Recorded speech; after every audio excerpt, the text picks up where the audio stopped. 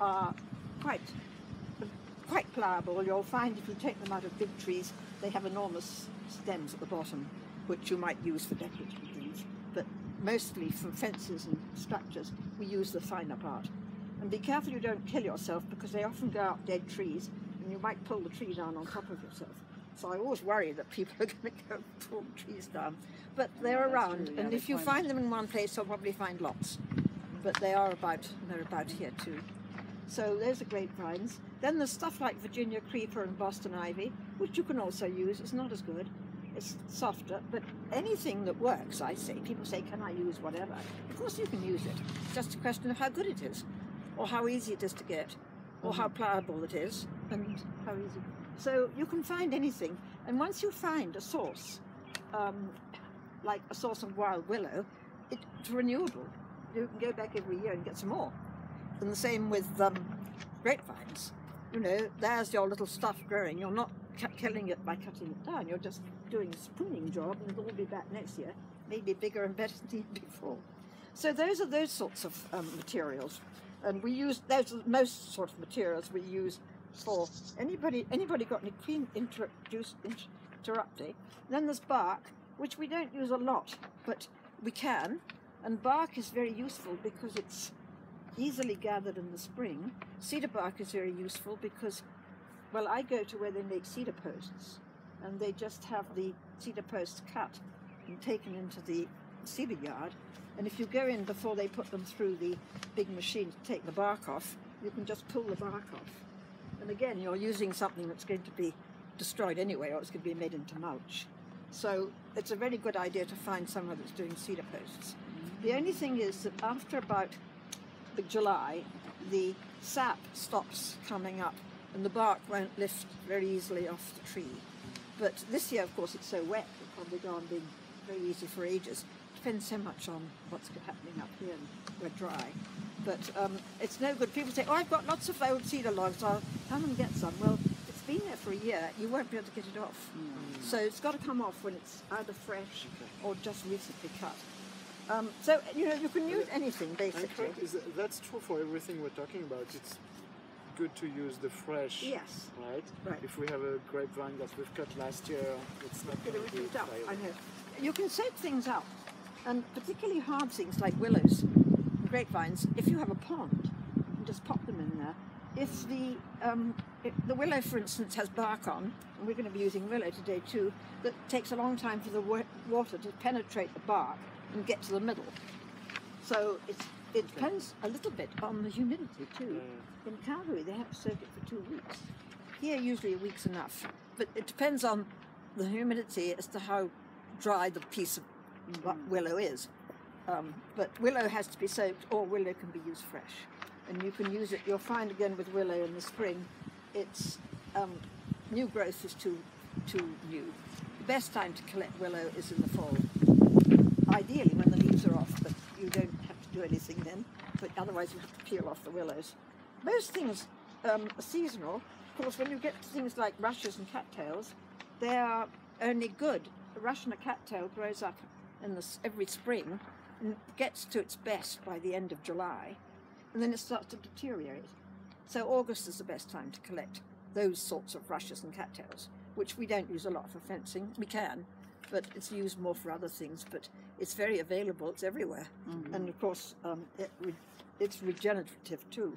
So you're not killing anything by taking it off. So others, what have we got in the thing of others now? Well, we talked about barks. What haven't we talked about here? I think most of these things, this also applies to basketry, of course, too.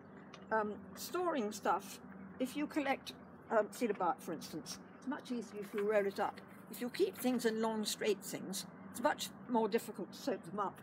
You know, if you want to go and get some cedar bark and it's fresh, you can either take the outer bark off immediately, but roll it up, because if you come home with pieces this long and then you want to use it, you know, it's a bit difficult to find anywhere to soak it up. So it's a good idea to roll things up when you collect them. Same with grapevine. If you weren't going to soak it later, you know, it's easier to have it organised.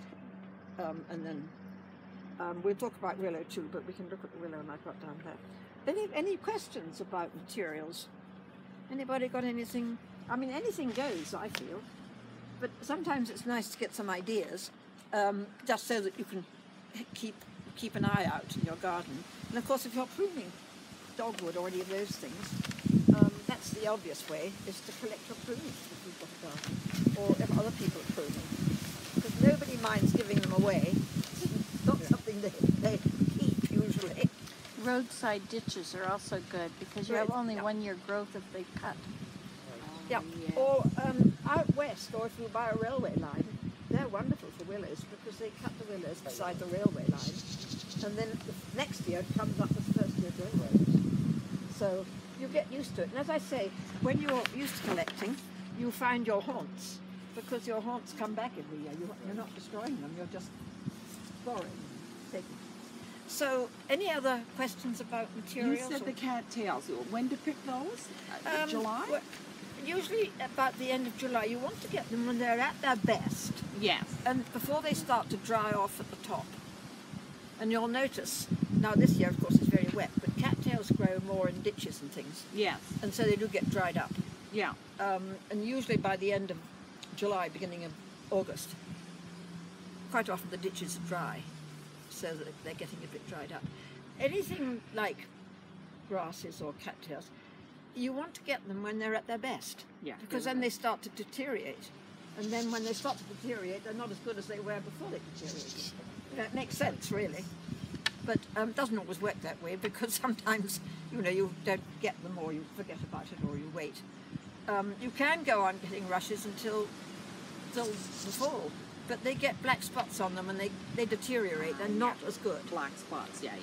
So but you don't want them green. You want them. Oh yes, you collect them. When you collect anything like cattails or rushes, you want to take a big bath towel or a piece of plastic, because if you bend a fresh rush, it has a crack, and then you stick it straight again. But when you start using it for a chair or anything, it breaks where it cracked. So if you go collecting anything green, keep it straight. Keep it flat. Don't let it bend. Yeah. Okay. And you just have to remember that when you go to wherever you collect them, take something with you, lie them out, roll them up in whatever it is, take them home rolled out, and then you dry them out in the sun. And then once they're dried, or you can put them under your bed, they aren't fussy. They have to be dried out. And then before you use them, you just soak them up the night before. You don't soak them, you wet them, wrap them back up in a towel or something, an old blank sheet or something, and they'll all be nice and moist the next day. You don't need to soak. We call it mellowing. It's rather sweet, really. You mellow. You mellow. So you just have to wet them and then wrap them up. Yeah. Yeah. I just bring them out, put them on a bath towel out here, hose them, turn it off, wrap them up, put them in the shade or put them on some corner, and they're all nice and soft again the next day. If you don't use them, you must let them dry, because otherwise they get very smelly. They don't like being wrapped up. No. Wet. So you've got to dry them. Yeah. Okay, got it. Anyway, I think we're not going to use a lot of those for your fence. You can. There's absolutely no reason. Oh, sorry, did that get blown over? So now we're going to talk about. I thought we'd walk around the garden. I thought we